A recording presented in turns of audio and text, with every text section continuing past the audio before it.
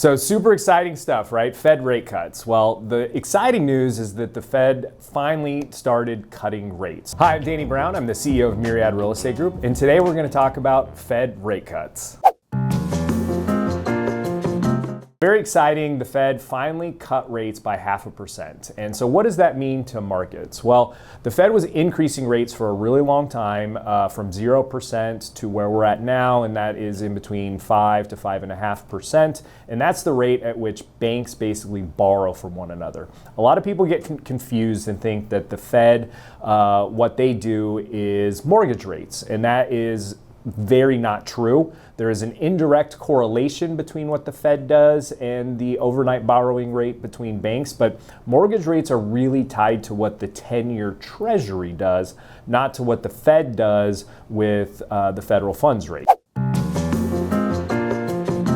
Where we came from is the Fed was hiking rates in order to get a stranglehold on inflation, which was really high, right? We all remember that the cost of goods got very expensive. So the Fed had to do something to try to curb inflation, and that was raising the federal funds rate to pull liquidity out of the markets to drive inflation down. They kept the rate high for a very long time, and now they have started to finally bring it down because inflation is starting to come back to normal. And more importantly, there are weaknesses in the job market. So remember, the Fed has a dual mandate, meaning that they have to watch two things. They got to watch the job market and they got to watch inflation. So they were really paying attention to inflation over the last 2 or 3 years because the job market was doing awesome, and now there's actually starting to be some cracks in it. So they are starting to ease policy. A 0.5% rate cut has not really done much in terms of easing policy, but it is a start. So we are still super restrictive, and the Fed's goal is to slowly get to a more normal, balanced rate, neither being accommodative nor restrictive and just being balanced. So let me be clear that the federal funds rate, and when people talk about the federal rate, has nothing to do with mortgages. These two things are completely independent of one another. Mortgage rates are based on what the 10-year Treasury does. So the 10-year Treasury reacts usually 6 months in advance of what they think markets will do. So when everyone's talking about that the Fed is going to start cutting rates, the 10-year reacted really quickly and dropped. We were hovering around 5% on the 10-year, and now we're down to like 3.6%. So all of the future Fed rate cuts are now already baked into where mortgage rates are at. So as the 10-year Treasury goes up and down, mortgage rates go up and down. The other thing to keep in mind is that we are coming up on an election, and the Fed, Jerome Powell, is an apolitical party. So keep in mind that Jerome Powell was nominated when Donald Trump was president. So he was the Fed chair all during Trump's presidency. He got renominated by Biden and has remained the Fed chair through Biden's presidency. I made a prediction at the beginning of the year that I think Jerome Powell will retire at the end of this, but he is supposed to be apolitical because he's been appointed and gone through both presidency. Then there's also 11 Fed chairs. So it's not just Jerome Powell as this unilateral force that can make all these decisions on his own. He is overseeing 11 different Fed chairs who then vote on what our monetary policy is going to be. And these Fed chairs are nominated in blue, red, purple states all across the country. So it's truly an apolitical party.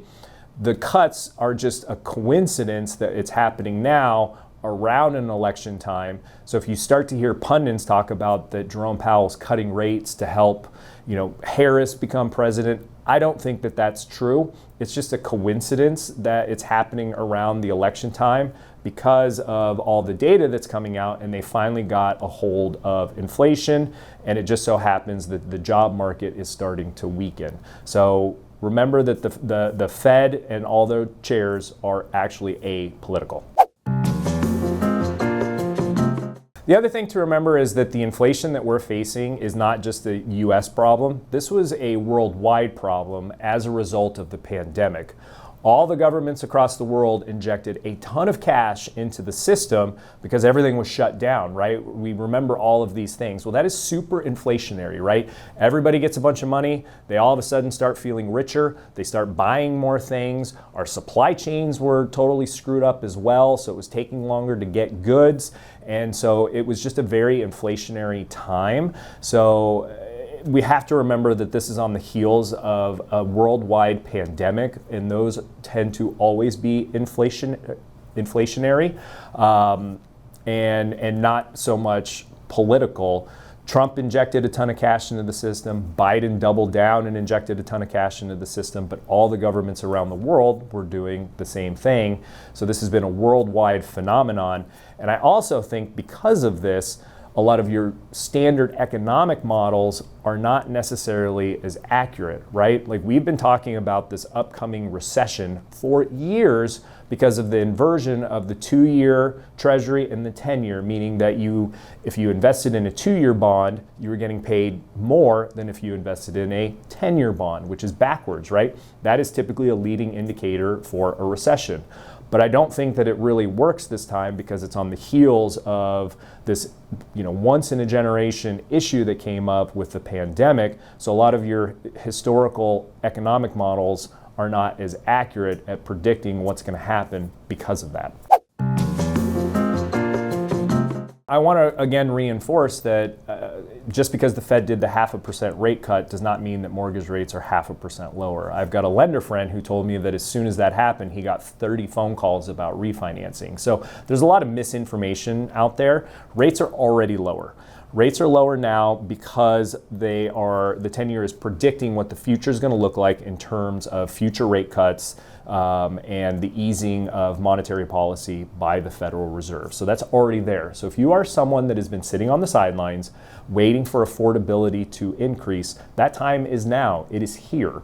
Clients that we're working with are getting really good deals on mortgages into the high 5s, low 6s, depending on credit scores. So that's dramatically increased people's affordability. So if you've been somebody that's waiting for that affordability to get better, then it's here, right? Mortgage rates are down, and I think that trend, they're going to stay lower, and so the market is advantageous for you where we sit right now. Hopefully this wasn't too boring or over your head. Mortgage rates are in a great place. Buyers' affordability has increased, and just because the Fed is cutting rates does not mean your mortgage rates are going to drop further. So just keep that all in mind. If you have any questions, definitely let me know. Don't forget to give a like and subscribe, and I will see you next time.